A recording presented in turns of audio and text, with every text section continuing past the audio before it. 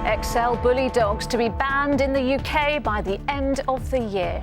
Today, 52-year-old Ian Price was named as the latest victim of a dog attack. He was mauled to death by two suspected XL bullies in Staffordshire yesterday afternoon, not far from a school. It's clear from the attacks we've seen, tragic incidences, that we do need to take action to protect the public. Dog shelters say they've already seen a surge in abandoned XL bullies, while animal charities have warned about the difficulties of enforcing a ban. Also tonight.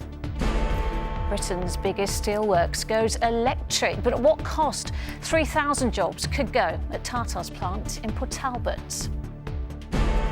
Luis Rubiales, the former head of Spanish football, now banned from going anywhere near Jenny Hermoso, the player he kissed at the World Cup final. And the loyalty card offers meant to save us money, but are we really bagging a bargain? Sometimes I've seen myself returning things, like if something's $7.50 somewhere and it's $6, I'll go just to get that one wee 50 a difference, because it adds up now. It's the ITV Evening News with Lucrezia Millarini. Good evening. The man mauled to death by two suspected American Bully XL dogs in Staffordshire has been named tonight as 52-year-old Ian Price. He was attacked near his home yesterday afternoon, just as a nearby primary school was closing for the day. The latest incident prompted the Prime Minister to act, promising to ban XL bullies by the end of the year. Rishi Sunak said he shared the nation's horror at recent videos of out-of-control dogs. But animal charities, including the RSPCA, criticised the move, saying banning the breed won't work. From the scene, Pablo Taylor has the latest. A quiet village, now the scene of the UK's latest deadly dog attack. This road in Stonell in Staffordshire is now mourning the loss of one of its own, who was mauled to death in the middle of the afternoon. The victim was 52-year-old Ian Price. By the time emergency services arrived, he'd suffered multiple life-threatening injuries and died before reaching hospital. He'd been attacked by these two dogs, believed to be American Bully XLs. Both were said to be off their lead at the time. This is not the first time these dogs had been involved in an attack. Several people we spoke to today who didn't want to appear on camera told us of an incident early this year when the dogs were running riot near these shops, forcing customers to flee inside. The latest attack comes just days after three people, including an 11-year-old girl, were injured by an American Bully XL in Birmingham. The Prime Minister has now moved to ban the breed. What we will do is bring together animal experts in the field, together with the police, to accurately define the breed of concern, and then, using powers in the Dangerous Dogs Act, ban this breed. And those laws will be in place by the end of the year. According to one group that monitors dog attacks, 14 people have now been killed by XL bullies since 2021. And this year alone, there have been 351 attacks caused by large bully breeds, which amounts to 43% of all documented dog attacks. But there are still those who insist any ban would be unnecessary and say the government's focus should be on dog owners instead. Every situation, even with what happened in Birmingham, till now I don't know who this owner is, how the dog got to the situation. Like, we don't know anything about the owner, who's meant to be responsible for this dog. When we buy a dog, it's our responsibility. As for the owner of the two dogs involved in yesterday's attack, he has been arrested on suspicion of manslaughter, as well as being in charge of dogs dangerously out of control. Pets who violently killed a man in a peaceful suburban village. Well, police have been given more time to question a 30-year-old man who was arrested here yesterday. The two dogs involved in that attack have both since died. One died after being restrained here at the scene. The other was given a lethal injection by a vet. Now, Staffordshire Police have tonight confirmed that they had previously spoken to the owner about keeping the animals under control, but have concluded that what happened does not meet the threshold for a referral to the Independent Office for Police Conduct. Right, Pablo in Staffordshire, thank you. Well, for more on how the Dangerous Dogs Act works and why XL bullies are considered so dangerous, head over to our website, itv.com/news. Next tonight, unions have reacted angrily to news that 3,000 steel jobs could be lost in Wales despite more than £1 billion being invested in Tata Steel. The plant in Port Talbot is to be turned greener with electric furnaces replacing the coal-fired ones. The government is pumping in £500 million to secure the steelworks' future, but Labour said it was a rushed deal which should have resulted in more and not less jobs. From Port Talbot, here's our correspondent Ben Chapman.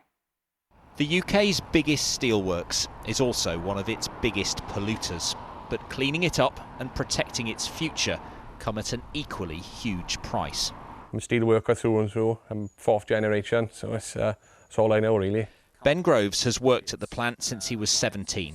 His job could be one of 3,000 no longer needed following today's announcement. All I'm thinking about now is, am I going to keep my house? Am I going to keep my job? Are my friends going to keep their jobs? It's just complete uncertainty. The plant's Indian owner, Tata Steel, plans to replace Port Talbot's 2 coal-fired blast furnaces with greener electric alternatives. It's said without government help, the whole site is under threat. So ministers today announced a £500 million investment. Tata will put in more than £700 million.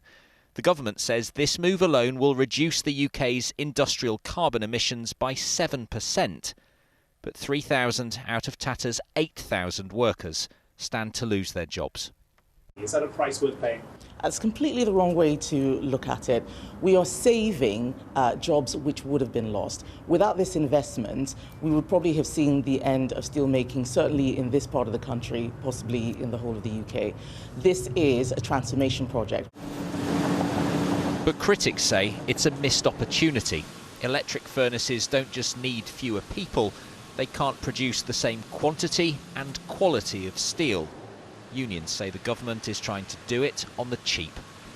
The government say it was a choice between this deal and losing this entire site. Do you accept that was the choice? Not at all. There are a load of options which will protect the order books and enable us to grow, and decarbonisation could be a massive positive, but it seems that they've taken the easy way out and caused carnage to the industry that we love.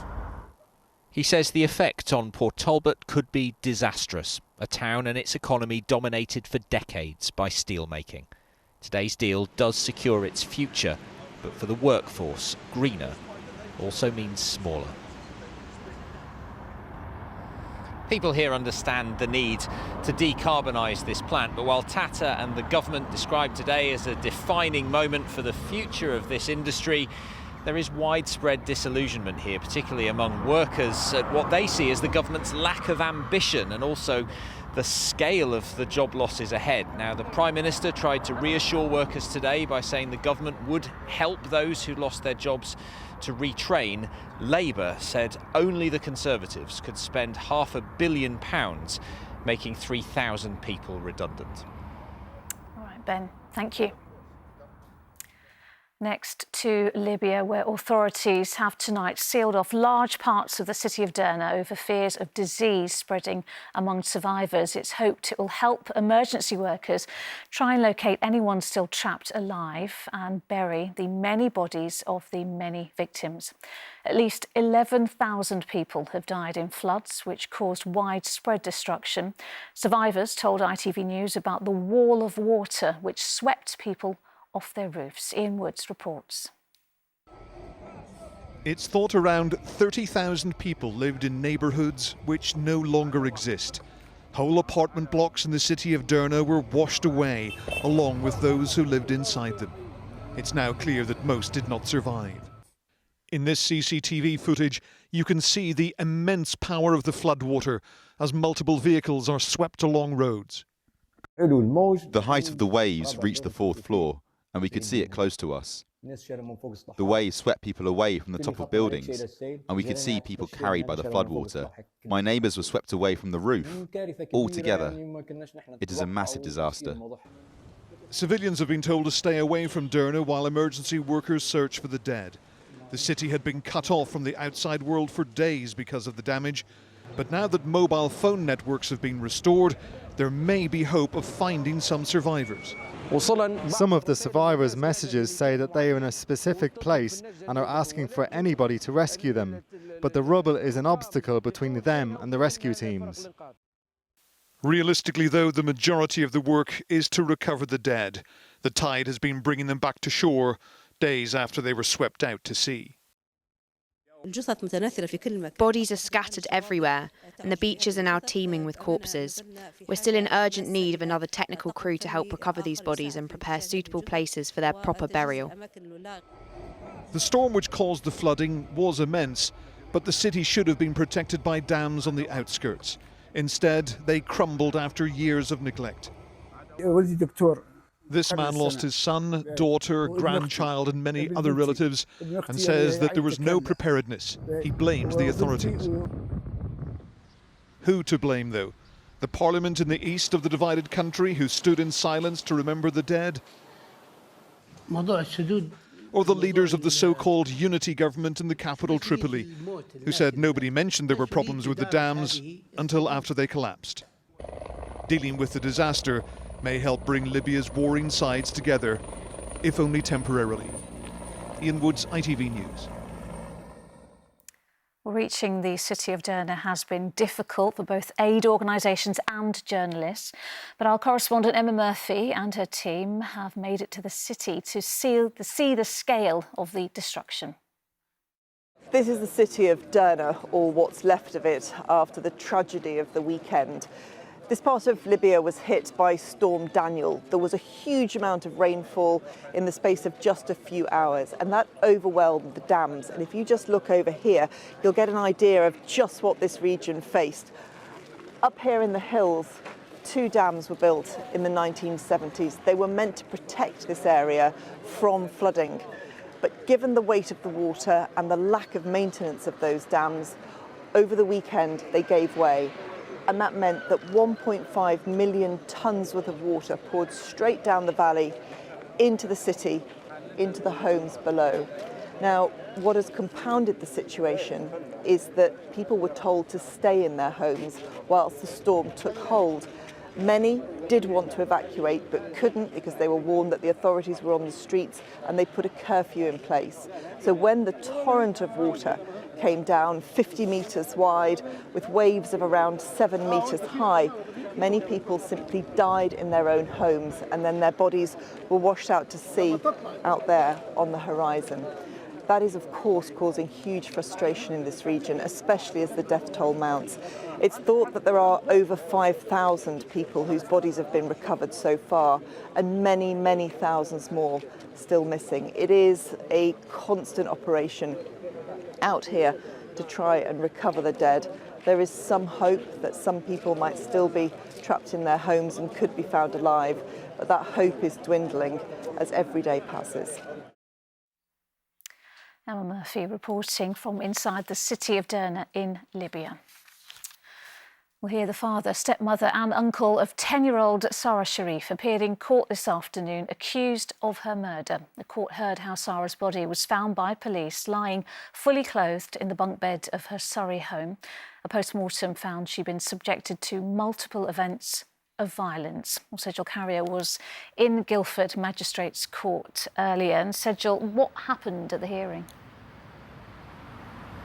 Lucrezia, this was their first court appearance, the hearing lasting 20 minutes, with the prosecutor outlining the circumstances and the details of how Sarah Sharif was found dead at her home in Woking in Surrey last month.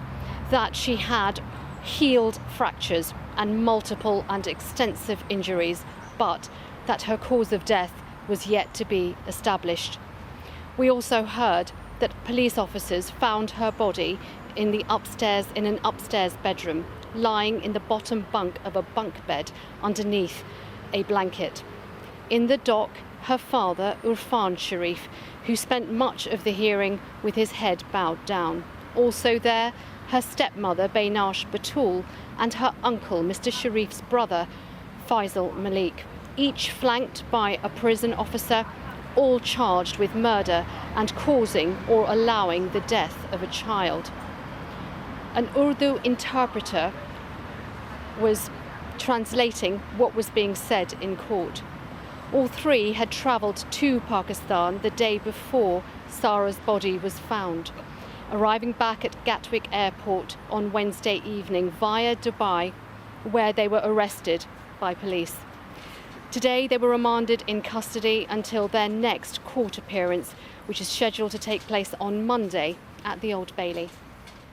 OK, so Jill in Guildford, thank you. Well, there is plenty more to come on the ITV Evening News, including former Spanish Football Federation President Luis Rubiales is handed a restraining order after that now infamous kiss. And why your supermarket loyalty cards might not be getting you the deals you bargained for. Tell you there's a reduction, and then when you look, it's 10 pence. Sometimes it's a pence. We'll have all the details on that and more after the break.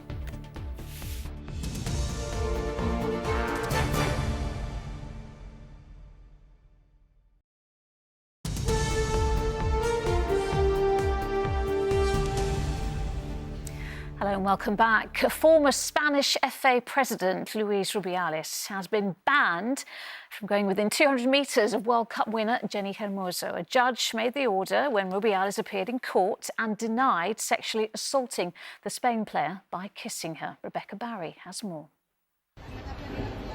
He should still be basking in the glory of his country's victory in the Women's World Cup. Instead, the former president of the Spanish Football Federation has been in court accused of sexual assault. Luis Rubiales given a restraining order, banned from being within 200 metres of the player he kissed. Despite his denials, her lawyer today insisting it wasn't consensual. She says Jenny Hermoso is still affected by the humiliating act she experienced in the stadium, which has tarnished such a great sporting milestone. This is the moment that overshadowed their win in Sydney. Luis Rubiales kissed Jenny Hermoso on the lips after Spain beat England to win the Women's World Cup. He claims she consented. She filed a criminal complaint. Under pressure, Rubiales finally resigned on Sunday. They seem quite willing to go the distance here, even if it means sacrificing their place with the women's national team and in further competitions down the road. I guess it just means, as we're saying, this is something so much more transcendental, goes beyond football, and it's really about their place in society and women's place in society. If found guilty, Luis Rubiales could face a fine or even a prison sentence. Rebecca Barry, ITV News. Well, here, child serial killer Lucy Letby is to appeal against her conviction for murdering 7 babies and attempting to murder 6 others. The 33-year-old was sentenced to a rare whole life term in August. Chloe Keedy is here with more on this. And Chloe, what more do we know? Well, we know that she has lodged an appeal today at the Court of Appeal's Criminal Division.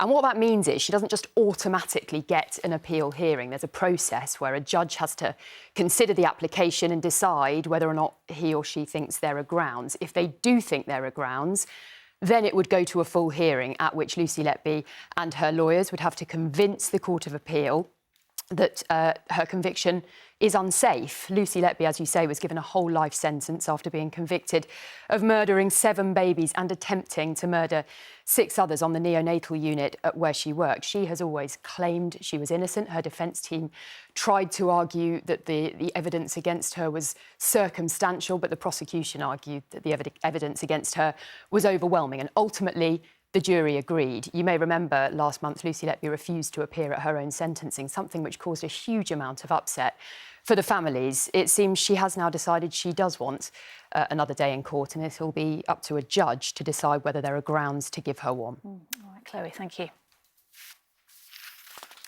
Some other news, train drivers are to stage fresh strikes in their dispute over pay, which will coincide with the Conservative Party's annual conference.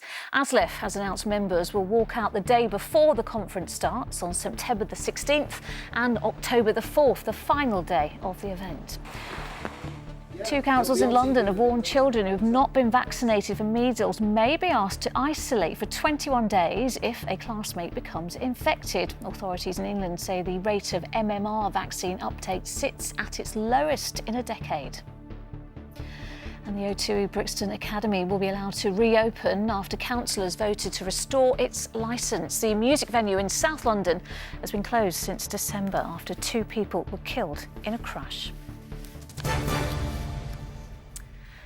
Next, why the apparent bargains being offered under supermarket loyalty schemes like Clubcard or Nectar may not be such a good deal after all. Consumer rights group Which says that Sainsbury's and Tesco's have been using what they call potentially dodgy tactics. As Louise Scott explains, retailers are accused of putting up the prices of some items so that discounts look bigger.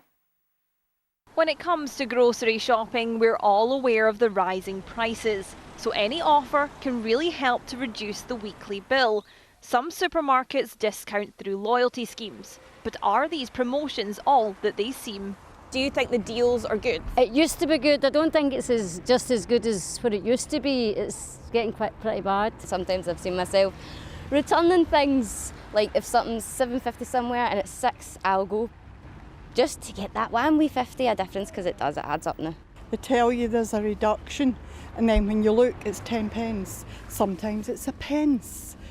Consumer group Which looked at 141 Clubcard and Nectar promotions over 6 months. They found 29% were at their regular price for less than half of that time leading up to the deal.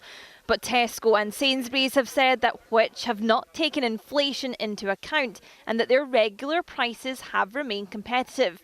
This is the most convenient inflation I've ever seen. It's confined to one location at one time that just so happens to hit the Nectar or Clubcard prices and then allows them to lower the prices for their members.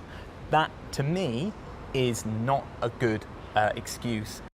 These were some of the everyday household items from Sainsbury's and Tesco, where their original price had increased shortly before they went on a loyalty offer.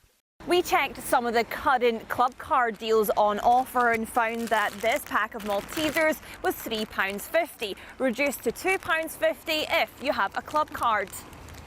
But in Asda, the same item is priced at £2.50 with no discount or loyalty card required. There are still good deals to grab, but today's findings show not all discounts are money saving. Louise Scott, ITV News.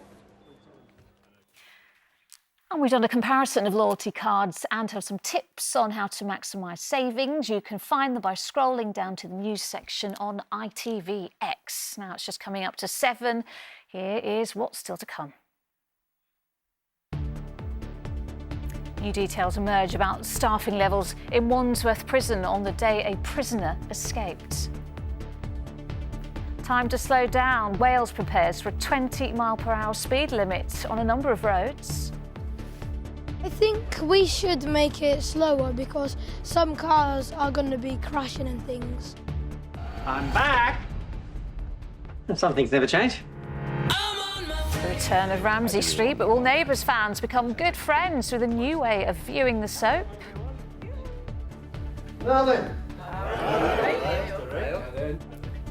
Hey up, why the dialect of the Dales is in danger of dying out. And I'm here in Ely with your very lively weekend forecast. Plus, it's been an outstanding year for one of Britain's best-loved butterflies. Can you guess which one? I'll tell you if you're right a little later in the programme.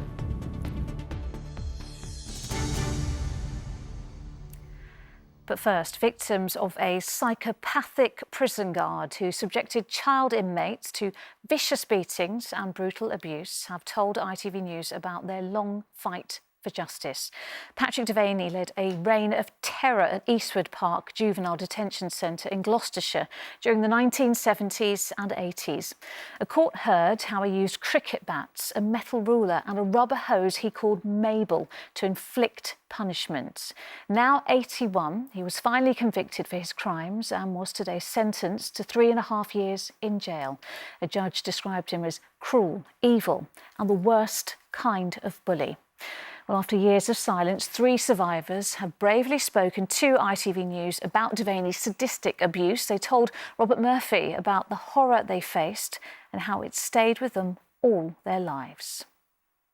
I'm Paul Brealey, I was 14 when I went to Eastwood Park Detention Centre on the 1st of May 1969.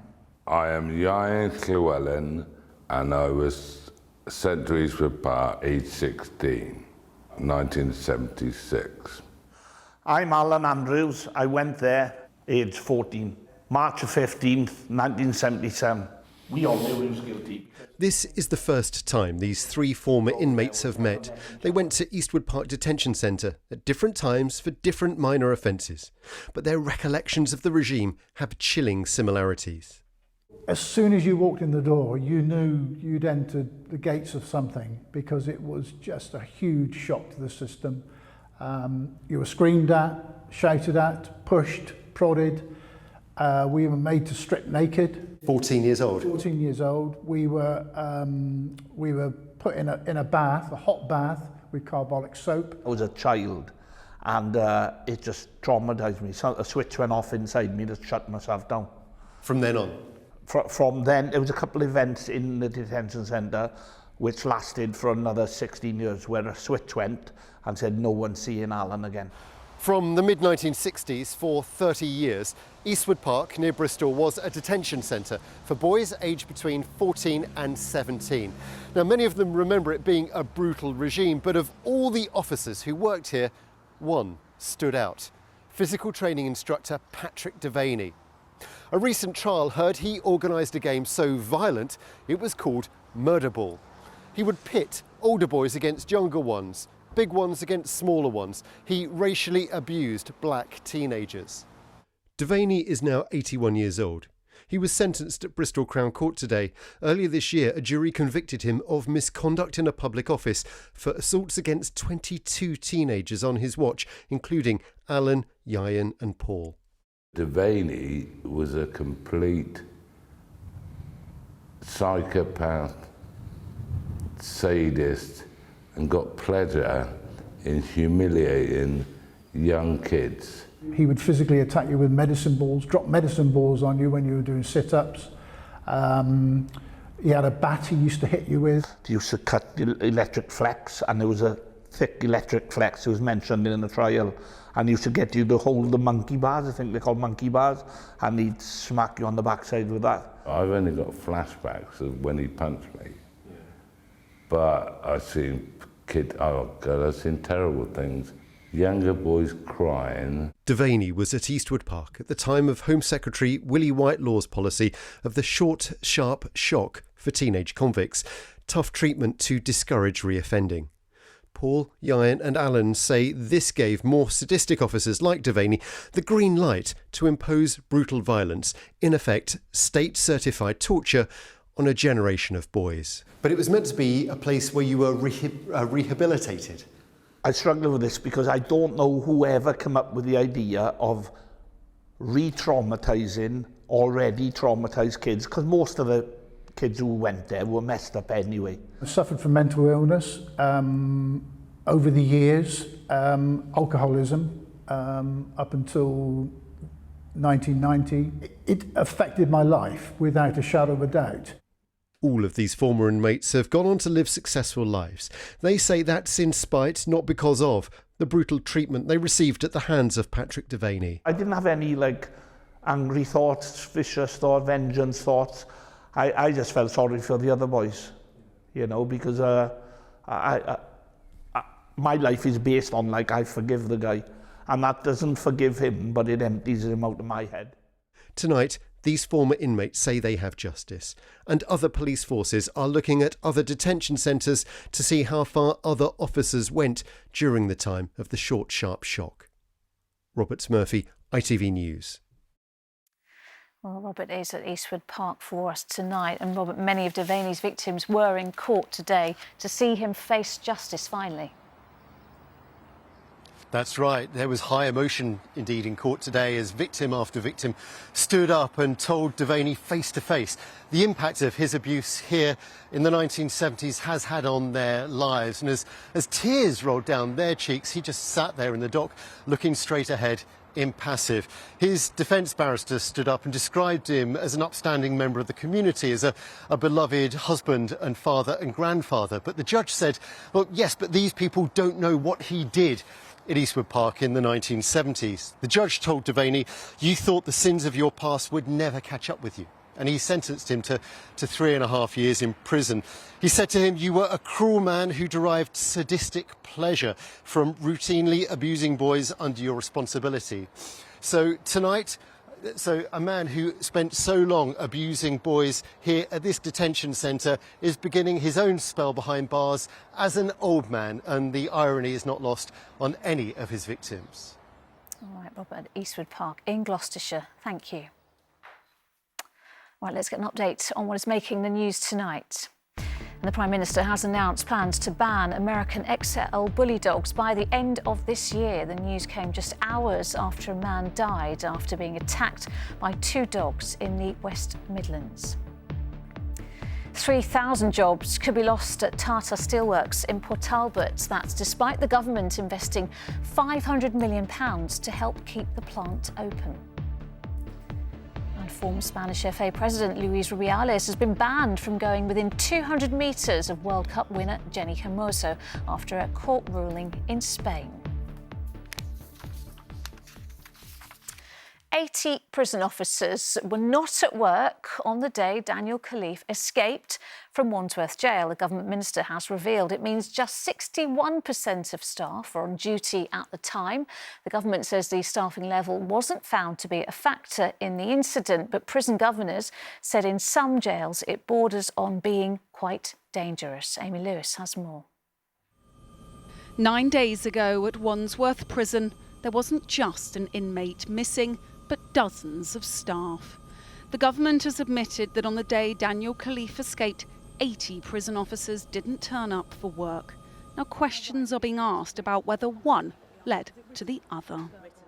I've actually spoken to the Prison Officers Association, who have let me know that when they are 20% down on staffing numbers in any given shift, it is only appropriate to be doing basic things such as exercise and feeding. So questions need to be answered as to what he was even doing in the kitchen in the morning in the first place. That day, 1,594 prisoners were held at Wandsworth Prison. 125 frontline prison officers arrived for their shifts as expected, but 80 didn't. That means 39% of prison officers didn't turn up. But the government says staffing levels were above the minimum required that day, adding that an initial investigation has discovered that staffing levels didn't contribute to Khalif's escape. But clearly something went terribly wrong here.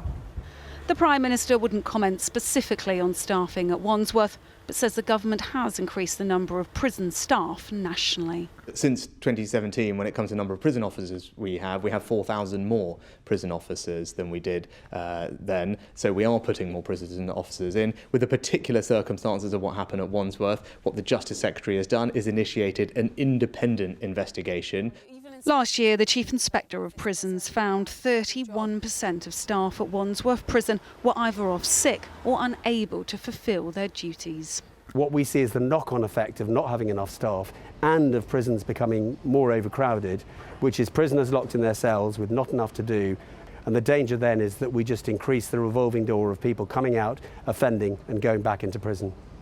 Daniel Khalif has been charged with escaping in a van. The government has launched several investigations into what happened, but that hasn't stopped the wider questions about staffing in our prisons. Amy Lewis, ITV News, Wandsworth. To another political row and the controversial rollout of 20-mile-per-hour zones across Wales. It takes effect from midnight on Sunday and will apply to most roads which currently have a 30-mile-per-hour limit. The Welsh Government says the speed reduction will save lives and make the country safer, but opponents say it will damage the economy. Well, Kelly Foran heard the arguments for and against in North Wales. A giant 2-0 painted on the road, new signs for a new speed limit. And when the view from the classroom window is a busy junction, it being slower is welcome. It's quite a nasty junction and the children get quite anxious really out in their classrooms because they can hear the screeching, and I think people think they can dodge the car coming in front of them and things like this, so it's not good enough. Sometimes when they go quite past, it's really noisy and it's hard to hear what the teacher's saying. I think we should make it slower because some cars are going to be crashing and things. Cars go fast, and like especially electric cars, you can't really hear them when they come past. The people at this school are pleased about the changes, but many of the drivers we've spoken to today are so angry about it that they didn't want to go on camera. Many have told me they believe these changes will cause more harm than good. Well, it's dangerous because everybody's going to be looking at the speedometers instead of looking at the road. It's not good for me because I'm a biker and my bike don't like getting 20 miles an hour, but you're using more fuel because you're in a low gear, and I just think it's ridiculous. It's a controversial move, but ministers say it's safer. Last year, there were more than 3,000 road collisions in Wales. Of those, over half of them occurred in 30 zones. By contrast, road sections with a 20-mile-per-hour speed limit only accounted for 6% of all collisions. Road signs have been updated, but there are concerns that some sat-navs might not be. Go past these lights, then at the next set, turn left. Wales has a huge proportion of rural roads, and they obviously need to kind of rely on a sat-nav for that. And I think the key thing with this change that's coming in is in those kind of residential streets, those urban areas where 20 is now the default limit, the sat-nav's not going to be updated necessarily quickly enough. And despite the split opinion, thousands of miles of roads will be changing from 30 to 20 miles per hour on Sunday. Kelly Foran, ITV News, North Wales. Now, Everton could become the latest Premier League side to be taken over by American owners. The club, one of the oldest in the top flight, is set to be sold to an investment fund. David Chisnell is outside Goodison Park for us this evening. David, what more do we know about the deal then? Well, we know that Everton want to follow the likes of their neighbours, Liverpool, the likes of Manchester United, Chelsea, Arsenal, and become yet the latest Premier League side to be owned by Americans. You know, half of the league, the Premier League, now has US ownership. The Miami-based investment firm 777 Partners, well, they're on the verge of a takeover here after agreeing to pay around £500 million for the 94% stake in the club that currently belongs to the British-Iranian billionaire Farhad Moshiri. Well, if the deal does go through, well, Everton will become the 8th football club owned by 777. They also have teams that play in leagues in Spain, in Germany, in Brazil and Australia. It's fair to say that a lot of those sides are actually struggling. The owners have actually faced fan protests. And well, Everton supporters have been calling for change here at the top. They've welcomed this news with caution. When someone makes an investment, they want something back. They're not doing us a favour. They're not trying to do anybody a favour. But hopefully, if they're making money, we're doing well. I think change is always good, so hopefully it's a positive one and we can keep the club going the way it is, which is improving. I don't think it'll change much on the pitch, but maybe the money could be invested in a better way than it has in the past. It's just the unknown, but I don't think we've got a choice really, we've just got to go with it. Well, the deal is now subject to approval from the Premier League, the FA and the Financial Conduct Authority. They ultimately will decide if one of football's oldest clubs gets its new owners. All right, David, thank you. Now, next Monday will be the TV event of the year for a select group of soap fans. That's when Neighbours makes its comeback just 14 months after saying goodbye. It will air on a streaming service for the first time, Amazon. But one TV critic predicts that could be what finally kills the series off. Aisha Zahid reports. I'm back. And some things never change. After more than a year, Neighbours is almost back on our screens. Hello, everyone. The return to Ramsay Street promises the same nostalgia for fans of the show. But set in the future, there's going to be new faces, new places, and a whole lot to unpack. When we rejoin the show, there's a big wedding. There's a twist to this wedding, and then over the coming months, we then tease out all the sort of things that have gone on in the past and so forth.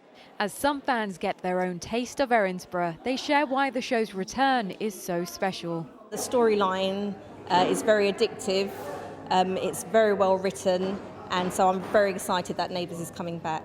Just a bit of a sort of escapism for half an hour after you've been at work. Me and my husband both met each other, both watched the show. It was the programme that we just watched together every week, and then it ended and now we have nothing in common anymore. The Sunny soap has spanned more than 3 decades with plenty of iconic moments, from Scott and Charlene's wedding. Hello, how are you? To Harold coming back from the dead. It all goes so quickly. And then this finale episode, which saw household names return. Through it all, fans have been at the very heart. In those final months leading up to the finale, you know, I think that's the only thing that really got us through, you know, the process, the grieving process of the show ending was the love for the show. Being dropped by Channel 5 and then picked up by a streaming service raised questions. Things will work out for you. Not everyone's convinced it will bring the same success. Well, we'll know in a couple of weeks. You just can't necessarily count on the idea that a viewer's going to be able to keep up with a soap and be willing to stick with those new episodes without sort of becoming disheartened and losing focus. No one's here. One thing the finale episode made very clear last year, just how much of a staple a daily dose of Erinsborough is for so many. Become good friends. Aisha Zahid, ITV News. Well, stay watching us because there's more to come, including... Whatever that are doing. The linguists hoping to save Yorkshire's unique dialect. And it's been a far better year for butterflies after a truly dreadful one last year. I'll look at what helped them recover. And of course, I'll have your full weekend forecast in just a few minutes. Join me and Becky for that after the break.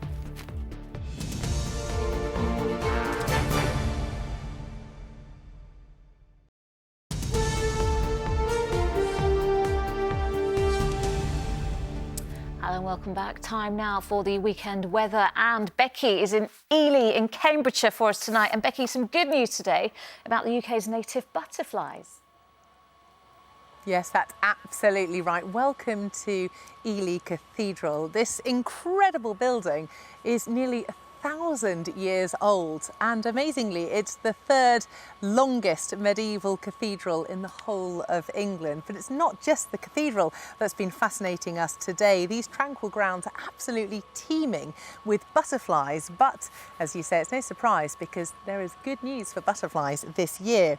Now, every year the charity Butterfly Conservation organise the Big Butterfly Count. Some 95,000 volunteers count as many butterflies as they can to help the charity keep track of population numbers. Despite a general decline, this year there were 170,000 sightings of the famous Red Admiral. That's up over 300% on last year. Now, it's believed that with global temperatures on the rise, these migrant species are not so much needing to return to their natural habitats in North Africa and continental Europe. And Red Admiral numbers may well increase over the coming few years as a response to our increasing temperature here in the UK. But of course, with climate change, we get droughts as well, which is devastating for the habitats of butterflies. So conservationists are once again stressing the importance of keeping some wild areas in your grounds and gardens to allow butterflies a sort of a feeding corridor for which to move and populate more freely. And that helps to really boost those butterfly numbers. The butterflies are going to be thrilled this weekend because there's rain on the way. Let's have a look. Today we'll see warmer temperatures moving in from the east, especially around tea time. Heinz Beans sponsors ITV National Weather. Well, certainly we are starting to see a bit of a step change in the weather as we start to bid goodbye to the sort of Indian summer, so-called, and start to move into something a little bit more seasonal. And that's what we've got over the next couple of days. I'm not sure if you can hear behind me. I'm not sure if it's Evensong or someone singing in the shower over there, but definitely there's quite a lot of singing behind me. I'm not sure if you can hear that. Anyway, so as we look ahead to this weekend, it's cloudy in the north, thundery showers developing fairly widely, and once again for some feeling fairly warm and humid. So looking ahead then to tonight, we are still going to be seeing that sort of nuisance frontal system, which is continuing to give rain across many northern and western parts.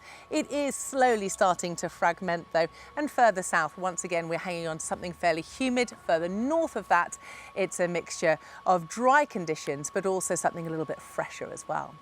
Then we look ahead to tomorrow. That system's still there, so it's a bit of a nuisance factor, as I say, in the morning, giving cloud and rain into many northern and western parts, including the southwest for a time. But by the time we get to the afternoon, it really is a largely dry picture. Again, it's warm and humid in the south and east and cooler and fresher across the north and west. Briefly onto Sunday, well, we are starting to see things looking rather lively as a very active system moves in from the southwest. As it hits the humid air, we have got the risk of some fairly severe thunderstorms. Watch out for that. Heinz Beans sponsors ITV National Weather.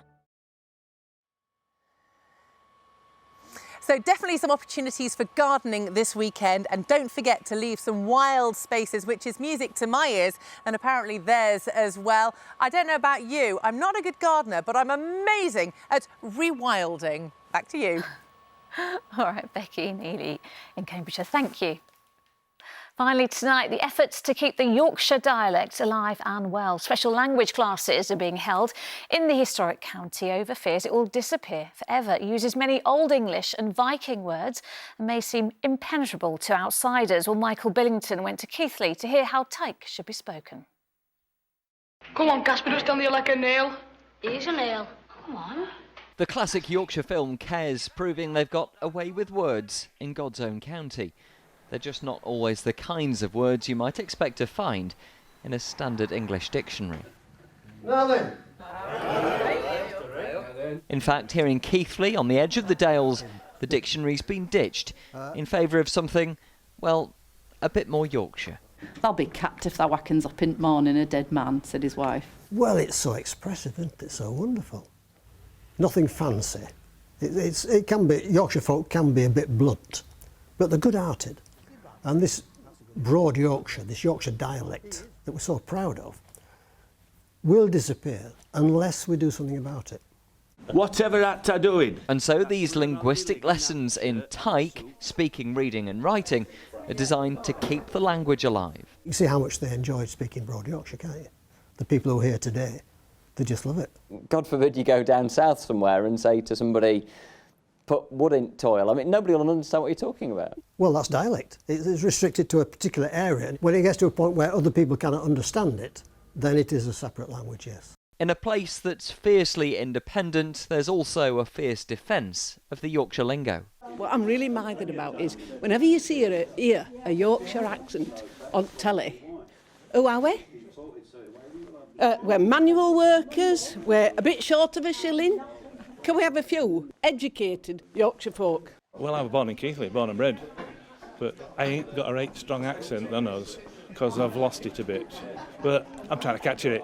The one I hear most in our house is, what are you up to? Because you're in trouble. All it. So my ears must be blind. Whether it's background noise or powerfully poetic, here they're hoping to avoid this colourful language being lost forever. Michael Billington, ITV News in Keighley. And that is ta-ra from us, but you can see more of Yorkshire's finest